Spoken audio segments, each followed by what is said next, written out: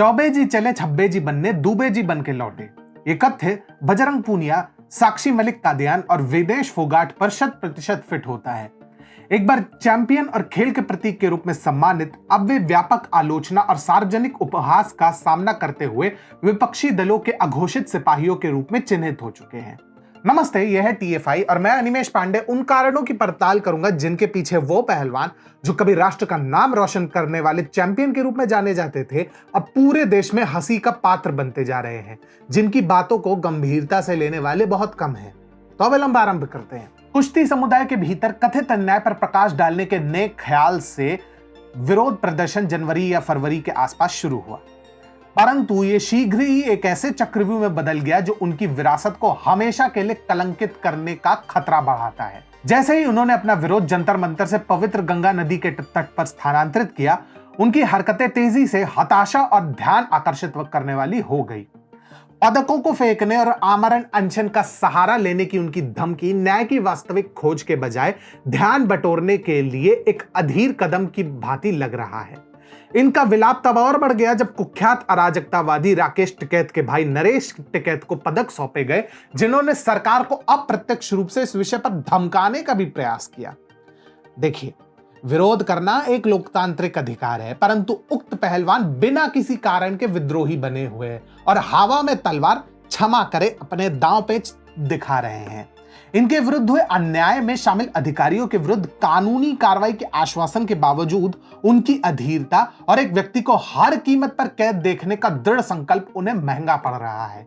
यहां तक कि जब सर्वोच्च न्यायालय ने आरोपी बृजभूषण शरण सिंह के विरुद्ध एक प्राथमिकी यानी FIR की स्वीकृति दी है और भारतीय ओलंपिक संघ ने भारतीय कुश्ती महासंघ यानी WFI को भंग करने और नए सिरे से चुनाव कराने की सिफारिश भी की है, तो भी पहलवानों की दृढ़ता गुमराह करने वाली लगती है। आपको संस्थानों पर विश्वास भी नहीं और आपको 10 सेकंड में न्याय भी चाहिए। कहां की समझदारी है भाई। अब स्थिति ने एक राजनीतिक मोड़ तब ले लिया जब कांग्रेस पार्टी ने प्रधानमंत्री मोदी को अत्याचारी के रूप में चित्रित करने के लिए पहलवानों की दुर्दशा का फायदा उठाने का प्रयास किया। सरकार को बदनाम करने की कोशिश में उन्होंने साक्षी मलिक को ओलंपिक स्वर्ण पदक विजेता के रूप में लेबल कर दिया, जिससे विरोध की सार्थकता को काफी नुकसान पहुंचा। इसी उथल पुथल के बीच जनता के सब्र का बांध भी टूटता जा रहा है, जो कि हरिद्वार में स्पष्ट रूप से देखा गया। हरिद्वार में स्थानीय निकायों, विशेषकर गंगा सभा ने अपनी अस्वीकृति व्यक्त करते हुए कहा कि पवित्र नदी गंगा और उसके किनारे को राजनीतिक एजेंडे के लिए अखाड़ा ना बनाया जाए। यहां तक कि अब तक जिन लोगों ने पहलवानों को अपना समर्थन भी दिया है, वे भी सब कुछ विधि के दायरे में होने पर ही जोर दे रहे हैं, कानून को ताक पर रखने वाले इन पहलवानों की भांति अराजकता मचाने पर नहीं। अब तो कुछ और तथ्य सामने आ रहे हैं जो इस मामले को और भी पेचीदा बना रहे हैं। बृजभूषण पर आरोपों के केंद्र में रही नाबालिग लड़कियों में से एक के परिवार ने अब पहलवानों पर ही गंभीर आरोप लगाए हैं।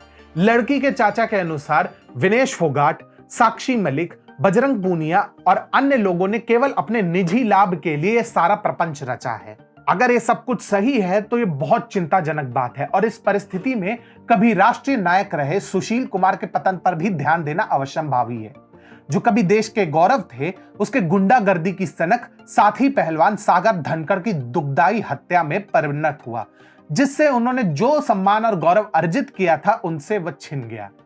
हालांकि विरोध करने वाले पहलवानों ने इस तरह के जघन्य कृत्य नहीं किए हैं, परंतु उनकी जिद उन्हें एक ऐसे ही मार्ग पर ले जा रही है जहां से उनकी वापसी लगभग असंभव है। उनके प्रारंभिक कारण का सही सार, न्याय की खोज, अब उनकी हताश हरकतों से ढका हुआ लगता है। सार्थक परिवर्तन को बढ़ावा देने और कुश्ती समुदाय में एक आवश्यक सुधार को प्रेरित करने के बजाय उनके कार्यों ने जनता के बीच केवल संदेह और मोहभंग के बीज बोए हैं। अब मीडिया काफी हद तक इसे सुविधा अनुसार नजरअंदाज कर रहा है, परंतु जनता का इस विषय पर निरुत्साही होना इस बात का संकेत है कि इस प्रदर्शन में उनका विश्वास कम हो रहा है।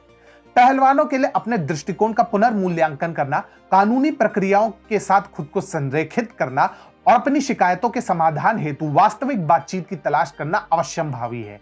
केवल तभी वे अपनी कलंकित प्रतिष्ठा को बहाल करने की आशा कर सकते हैं और अपनी विरासत को बचा सकते हैं।